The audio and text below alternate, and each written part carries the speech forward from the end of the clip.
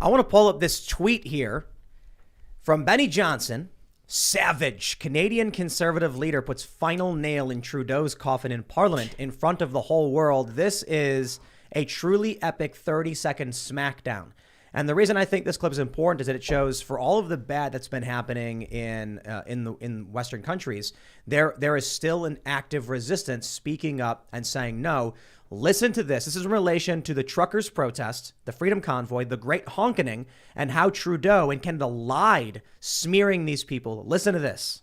Mr. Speaker, and I apologize. Let me actually fix the audio. I do get very defensive of Canadians who are outside today, patriotic, peace-loving Canadians who are called misogynist and racist by the Prime Minister.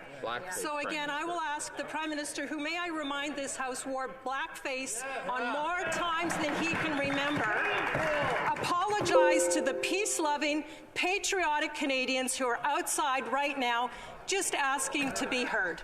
Will he speak to them? And then they all stand up and clap. So just to quickly summarize, she said, he smeared these people, these peaceful protesters, a prime minister, and then you hear someone actually say blackface prime minister. And then she says a prime minister who's worn blackface more times than he can remember has the nerve to smear and insult these working class people. So when we hear these stories about how really bad China is and how it got to that point, we can see similar things happening here.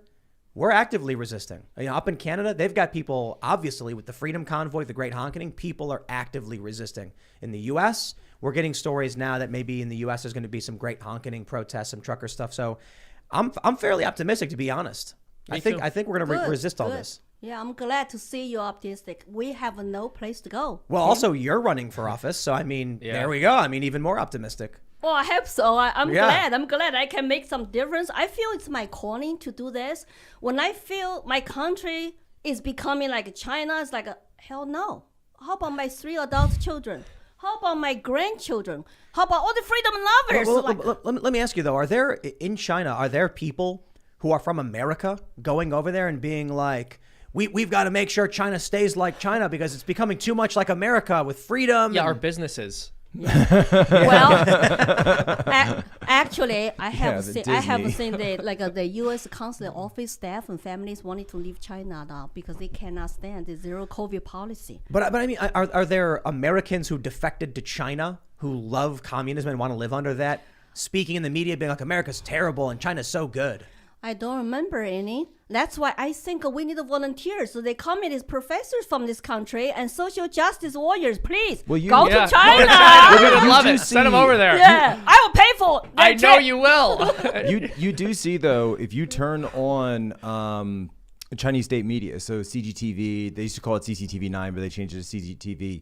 You will see Westerners on there, American and British professors in some cases, who are going on that are delivering these essential CCP talking points on these things, talking about, it's so great that China has the Olympics. Yeah, paid. It's so wonderful. Yeah, they're all being paid. Yeah, they're making money. And you track it down, and they had some maybe adjunct assistant faculty position somewhere at some college that nobody's ever heard of.